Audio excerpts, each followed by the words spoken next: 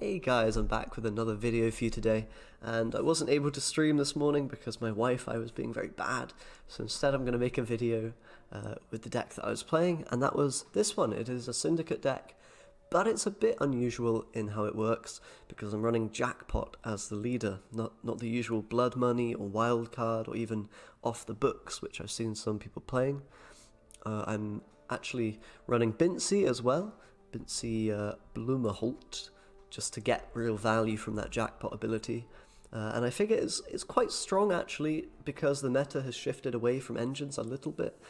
Last season, last patch, it was Blood Money that was really popular for Syndicate because you could control the opponent's Mystic Echo units or kill the opponent's Passiflora guy that comes out. The control was really valuable there.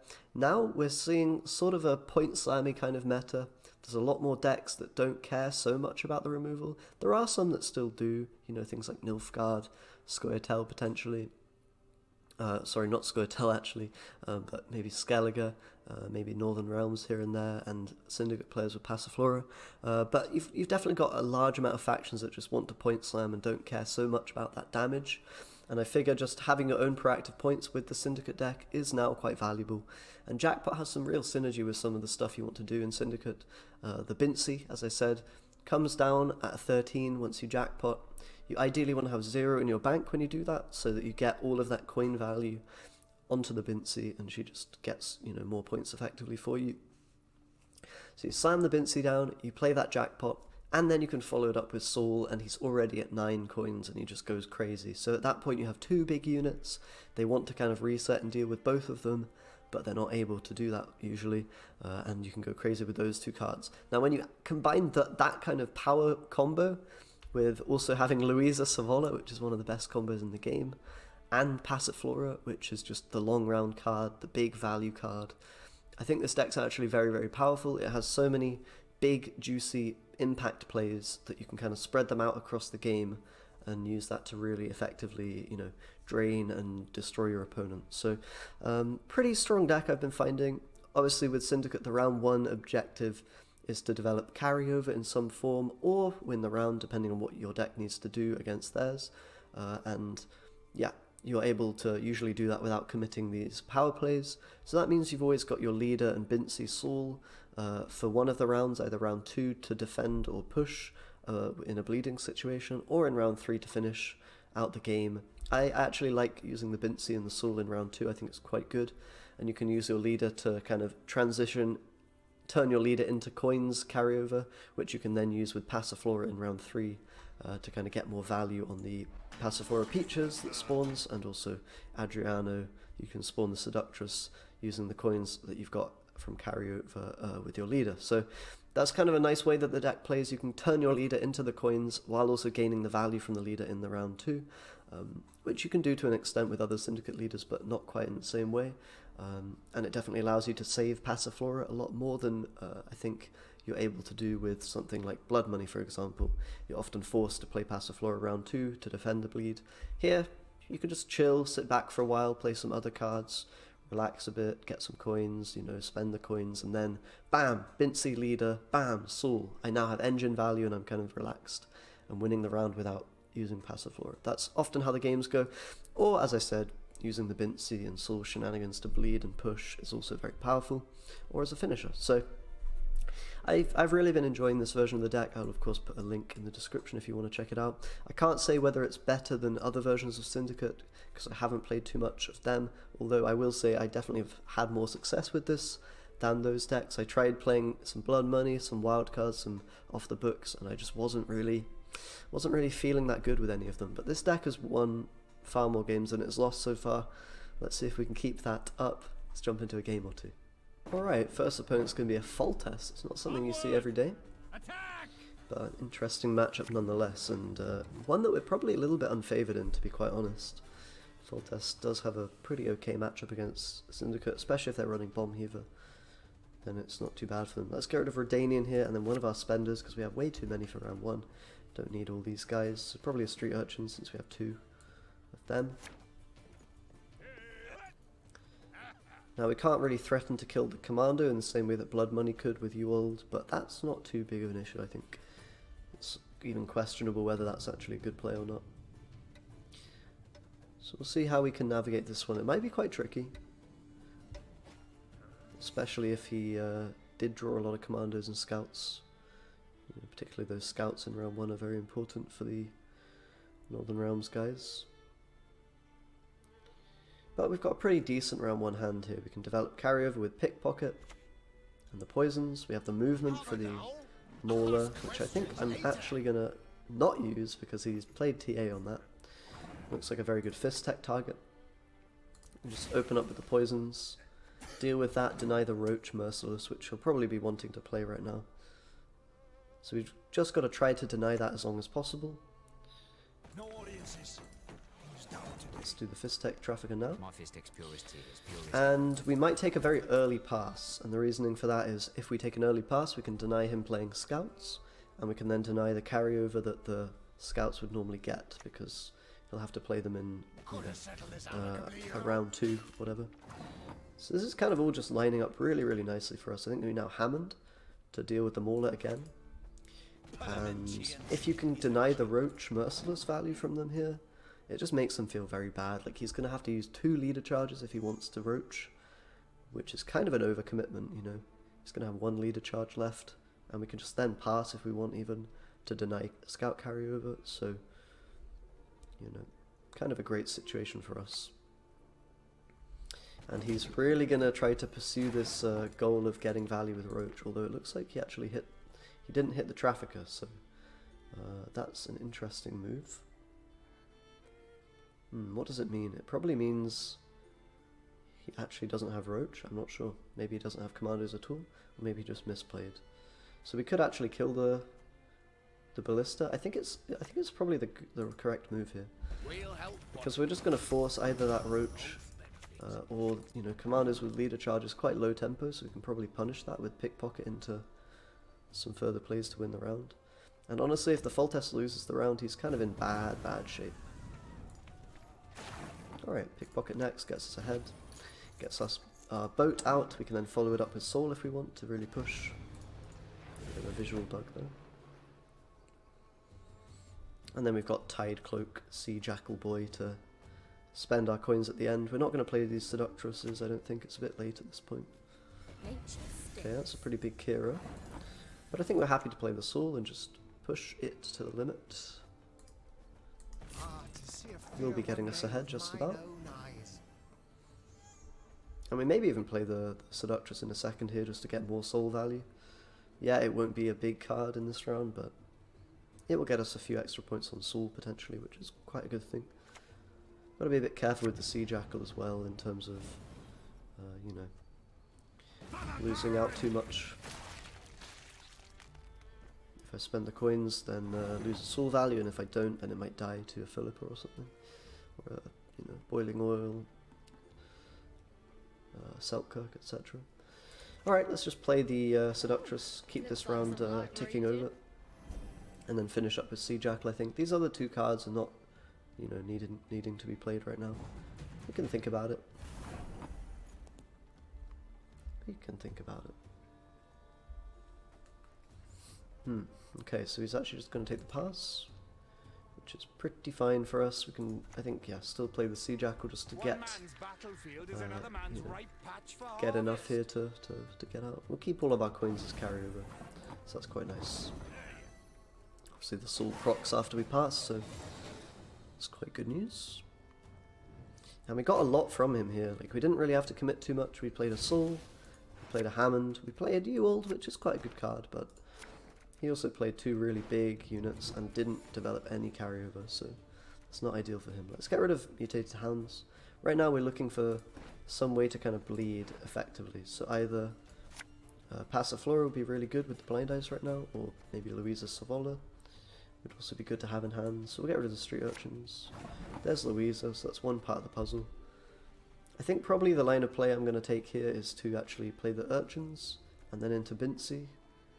Maybe that's not right. It might just be better to go Vivaldi Bank and do the Passiflora shenanigans this round. We don't really have a good spender is my only... I guess we got the Urchins, they're kind of fine. Let's do the bank and just see what we get here.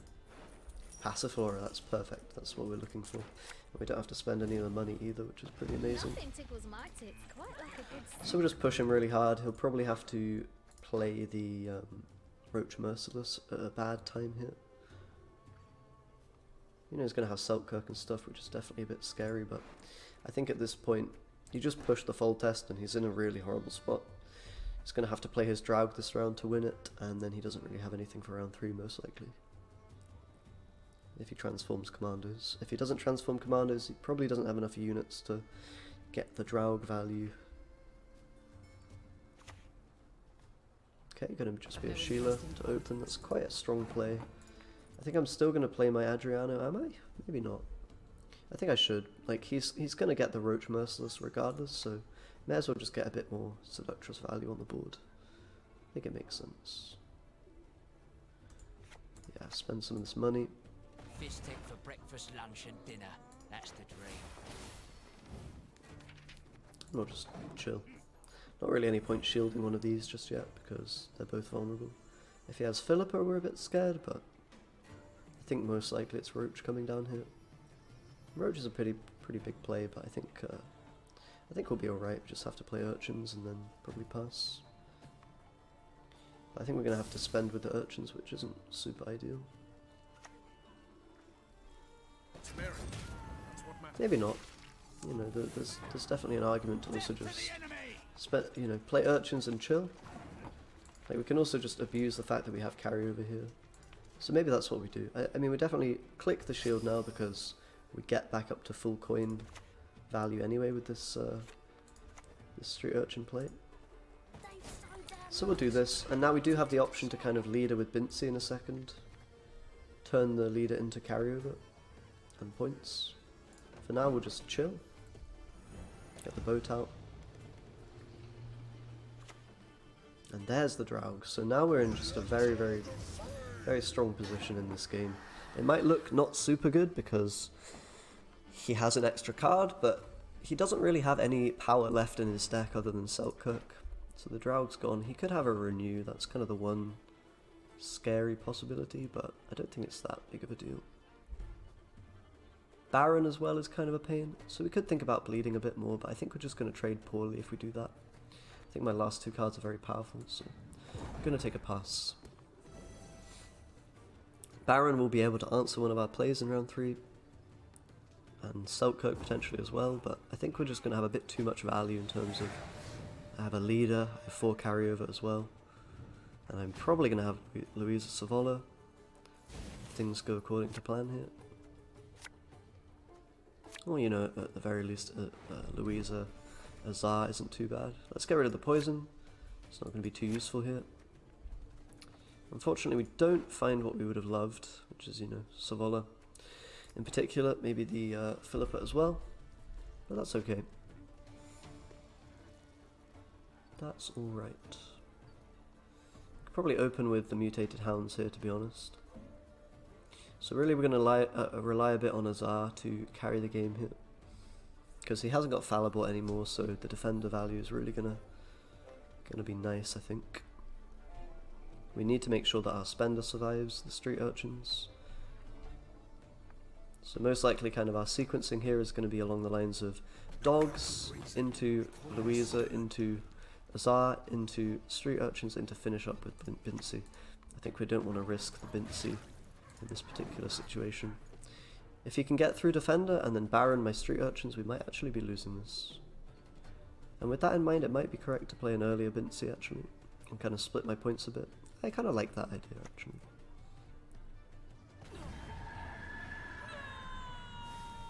I do kind of like that idea. The Pavetta's not doing anything though. So I guess we'll play Louisa first, and then we can decide whether we want to do this Bincy or not. It does give him Selkirk value, but I don't think that's too bad of a thing. If he wants to take it, he can get that. And then my Bincy becomes pretty good to play next play if he does go for that line. I can't really afford to defend the Louisa because we really need that Azar value one way or another. But yeah, let's go for the Bincy play now, and we'll boost the dog just to spread out our points a bit. We don't want all of the points on the Bincy. We get some points on the dog instead. Get up to 9 coins. Now it's kind of not ideal obviously because Street Urchins is going to over profit, and so will the Azar, but we can probably just play the play the player a little bit here and probably block his kind of final plays with Azar. That being said, yeah, Azar here I think is just always correct. I mean, we lose some value, so maybe Street Urchins first is proper. The question is, how much do we need to boost it? We want to boost it kind of to 7, but we're going to need to do it a bit more than that. Assuming his last cards are Selkirk and Baron, I should probably just play my Azar here. I think I'm going to do it. I think if we just deny the Baron value, we probably win this, right? I mean, I could do the maths on it. But yeah, I think it makes sense. And it's sad because I lose so many points. So maybe it's not right. I do lose kind of quite a lot of value. Alright, let's go for this line. I think I'm preferring.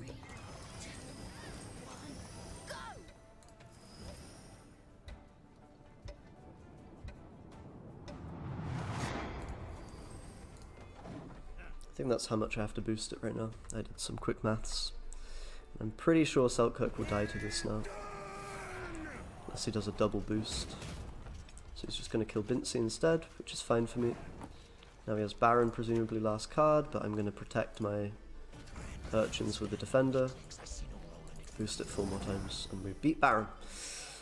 It's a little bit tricky there at the end, and I think, to be honest, any of this, like, any different way to sequence this would have been winning. I think I could have, in fact, played the. I think I could have actually played the Azar. That ended up being very close, but just about enough. I think the Azar first was also winning in that situation. Alright, bit of a close one, bit of a hard matchup, but we managed to get there in the end. Let's jump into the next game and see if we can win again. Alright, going to be another Northern Realms opponent. This time we have a blue coin, so not so good for us. And it's quite interesting because Northern Realms is probably one of the harder matchups for this deck, realistically. So maybe that's a good thing, we're able to showcase one of the harder situations for Syndicate. Alright, I think we have a bit too much poison here, we're not going to be able to use all of this, so let's get rid of the Hounds. I don't mind having the Spender, but we draw into another poison, so I think, again, the Hound can get out of here. And then maybe a Seductress, they're going to be a bit slow to play 2 of in this round, I think. Quite an awkward hand, all things considered, but see what we can do with it. Let's open up with Seductress. On the bright side, we can play quite deep into the round. You know, we've got Spenders, we have Poisons, so we're not really committing anything in round 1 if we do push. Alright, I think we're going to Hammond this immediately just to kind of slow down the kill on Seductress if that's what he's aiming for. Maybe with a Falibor or something. I don't want to just get bullied here and lose on even. So make sure the Seductress gets out of range of that nonsense. It might still be dealt with by a boiling oil, but that's not the end of the world. And now I think we can just play Street Urchins, get some money in the bank with the Tiger's Eye. And I will actually boost it twice, because I'm a bit afraid of Falibor, as I said. Because it's pretty obvious that he has that in hand. That's a bit of a telegraphed play, potentially, with the Mauler. I mean, maybe not. They also might just want to play that early. But it's something that we should be playing around here. Plus, we want to get to 5 coins so that Fist Tech gets us to 9 cleanly, just in case Street Urchins does die. We can then get to 9 and then spend with Jackal. And that'll be kind of a very nice, clean round 1 for us, I think. Definitely getting the Hammond movement and the Sly Seductress sticking is a lot of good stuff for us. Typically Syndicate on blue is a lot weaker than it is on red, but we're kind of making the best of the bad situation. And that was a bit scary. Philippa almost actually killing the Seductress. But it looks like he is kind of pressuring and trying to just win on even, so I think we have to respond to that appropriately. Which in this case I think means playing Adriana. And it's kind of sad that we have to do that, but you can think of it like we're trading the Adriano for the Philippa. I just need to get more long-term value on the board right now. Otherwise the Falibor that comes next play is just devastating and will kind of knock me out of the game. because he wants to fallible kill Seductress and, you know, deal some damage. But now we're going to be able to just, okay, chill out a bit. We can play some poisons. If he plays fallible, we can poison it and get some good poison value. If he plays something else, we can, you know, poison still. There's the fallible. And again, we have another Seductress around, so we've got that long-term value ticking over. Yes, we're gonna actually have to. We could start with the Trafficker, but I think Fistek is just a better play overall. It's gonna mean we can't bleed. Do we care about that, or are we winning long round against these guys? That's a good question. Maybe Trafficker's the right way, actually. Nah, I think Fistek. It's just a better play overall. We can still afford to go one card down, and I might want to do the second Fistek, get the boat out, and then start spending with Jackal. It's possible. Wow, he's going to commit Draug here, actually, so he's going basically all in at this point, which is quite interesting. I think that being the case, we can just play Trafficker to get a bit more carryover value. We can offer him, you know, the pass. Going to poison my own guy, get the boat out, so our mulligans are a little bit better here. And we're just going to sit tight and hopefully be okay, since he's committed a lot to this round 1. It's going to mean his round 2, round 3 are a bit weaker, with no Draug value, with no Philippa, Fallible. Those are kind of some of the scariest Northern Realms cards, and they cost a lot of provisions, so we've done everything we can here to not be bullied and pressured out, but I think in the end, that Draug is kind of sealing the deal and we're going to lose uneven, which isn't what you like to see, but at the same time I think it's not the end of the world. I can actually keep forcing him to play cards here, which is I think what I do. You know, he will be winning, but as long as we're not trading our good cards with him, then I think it's fine. I think I'm happy to just play Sea Jackal and not spend coins here. Just chill. Tell him he can trade another card with us. And what that card is, we'll see. But like, I want to mulligan the Sea Jackal anyway, so I need to kind of get rid of some of these mulligan targets. Otherwise my round 2 might be very awkward. And going 2 down isn't a huge deal. Yes, it's bad, but probably okay after he spent so many good cards. We could even bleed potentially round 2. 2 cards down if our hand is good enough, just to get the siege and mobilization from him, which is probably what he's going to rely on to win the game now.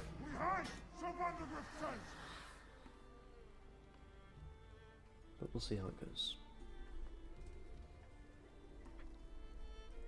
Hopefully he has to play a pretty decent card and not just a bronze here. That would be really nice for us. If he has to play something actually good, even like a Vincent or something would be really nice to see here. Just some kind of decent trade. You know, that machine is actually fine. And I think now we're getting out of here. I don't think his bleed is going to be that scary because of our coin carryover. It represents a lot of points. 4 points in this kind of shortish round is worth a lot.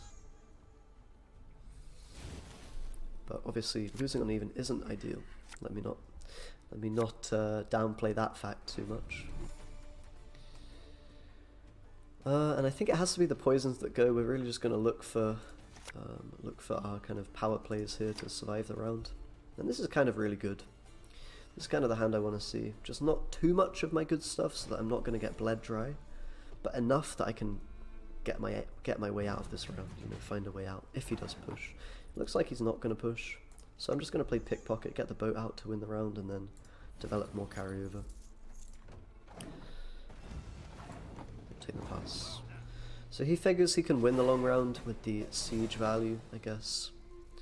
Luckily we still have Passiflora, we have all of our kind of guys. They're going to pop off pretty hard because he used a lot of his removal already. So I think we're in a pretty favoured spot here actually, despite being a card down. I'm going to get rid of Fistek and really look, of course, for the final piece of the puzzle, which is Passiflora, Savola, maybe Soul as well. We'll get rid of a spender, I think, since we already have some. And we do find Passiflora, so that's really nice. I think we can start with the Tsar here because getting the Passiflora value is going to be really important in this game. And it's very likely he'll have Bomb Heaver, I think, just because, you know, he knows he's against Syndicate. It's not uncommon for them to play one, and yeah, I think it makes sense for him to have one here. Maybe with Raw Decree as well. So I'm going to start with the Tsar. It doesn't get answered by Fallible because he used it already. So it's the perfect time to kind of play this. If he had Fallible, then I probably wouldn't do this, or I'd do one Scarab maybe. But since he used it, we can do two and kind of deny the kill on the Passiflora most likely. It's pretty hard for him to have the answer to this. It has to be basically Sheila. I think Sheila's one of the only cards that will deal with this effectively. Which he might have. This dance. Okay, going to be a Matter. Never forget. So we're going to Passiflora time. Passiflora into Seductress is really nice for us. Going to get the Peaches Nothing tickles my flowing taste as well. quite like a good And then we're going to kind of spend our coins, probably with Philippa, I imagine, before playing the Bincy. And the Bincy's just here, value 13 for 10, maybe it's a little bit better, maybe a 17 for 10, something like that. And the reason I'm going on front, yes, I would like to protect Bincy, but I think it's actually worth it to not do that in this particular situation. Question is, do we take the Ballista? It's kind of good value to steal this, like really good value. The problem is it does slow down my kind of Seductresses and my Passiflora value in general, so I think I'm not gonna worry about killing it. Just allow him to kill the Scarabs. Probably gonna get dealt with one way or another anyway. So I think I'm just gonna maximize my engine value. But we can definitely think about Philipping next turn if it's appropriate. Maybe if he plays another Ballista, but I think he already played both. This is going to be the Siege. We can think about maybe taking the Trebuchet. I'm not too scared of these right now though. For potentially obvious reasons. Trebuchets aren't actually hitting anything right now, so it's kind of not a big problem. I think we're just going to go for Madame Louisa now, to be honest. There's also a line of play where I try to maximize my Bincy points, but I don't think that's worth it when there are two Trebuchets in the back row. Yeah, so let's just play Louisa, get my coins, get my boat. I'm actually happy the boat goes in back row, that's perfectly fine. Just gonna kind of chill on this coin count for a while, potentially. Or rather, I'm going to get the boat out anyway, so just getting the boat out is kind of tanking the siege damage, presuming he uses it. Which he is. Oh, it's not going to tank, unfortunately. But alright. So, I mean, we could even think about just taking the trebuchet here, because it is going to get pretty decent value. I think I'm kind of in the mood to do that. Just steal that engine of his. Make his life a bit difficult. My Redanian will probably die anyway to the, to the pings. I think I'm fine with this play. It feels a bit weird, but I think it's okay. Yeah, we lose out on a bit of Peach's value, but I don't think that's the end of the world here. Just want to start kind of returning fire. And it then frees up my Bincy play as well, which is quite nice. Because I would like to play that before playing Fist Tech and Bank if possible, just to get a bit more value on her. Can maybe use the boost as well to protect Trebuchet or another engine if we feel that's necessary from our leader. Alternatively, we can just use the shield on a Seductress. It's probably not worth it, but Caravan Guards are going to come down, but they're kind of not too powerful at this stage of the game. He might hold on to this ram, which would be quite funny. I guess he's going to do that because he's not sure if he'll actually get any value on the, on the stuff. So this is just perfect. We'll get the boat out again, and we can boost up, I guess, Peaches a little bit, not too much. There's a 3-point boost to keep it protected from some random damage that could come in. Looking really good in this game. Kind of showing the power of the jackpot. I mean, blood money would also have been quite strong, but I guess it's really more than anything just Syndicate in the long round is pretty powerful. So I think we definitely want to Sea Jackal now in order to just get that Fist Tech, Bincy value. Kind of just makes sense, right? We can keep the 5 coins for the peaches. I think it's just very hard for him to overcome the amount of engine value I'm getting right now. He doesn't have the drowse, right? Unless he has a random renew, he could have that. It's possible. Okay, so I guess we can Savola now, and then Fistek last play. It's fine. Also, got to be a little bit wary of a random Igni.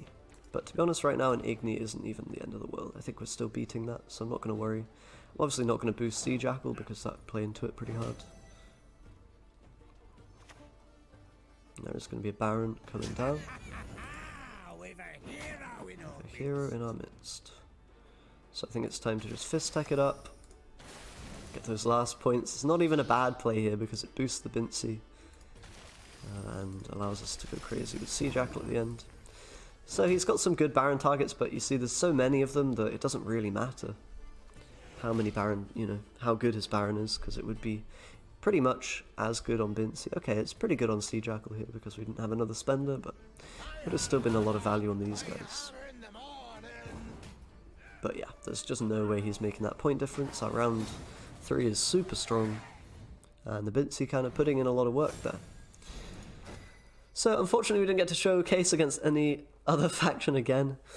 Seems like Northern Realms is popping up a lot, but I hope it still gives an impression of the deck, and hope those were some enjoyable games to watch. Definitely the first one came down to the wire quite a bit. But yeah, that'll be it for today. I'll have another video up tomorrow, most likely either Scoia'tael, Skellige. Maybe I'll revisit monsters, we'll see how it goes. But I do have a Scoia'tael deck that I haven't shown you guys on YouTube here just yet, which I've been enjoying a lot, so maybe I'll post that, and it is a bit different. But yeah, thanks a lot for watching, guys. Hope you have a good one, and I'll see you next time. Bye.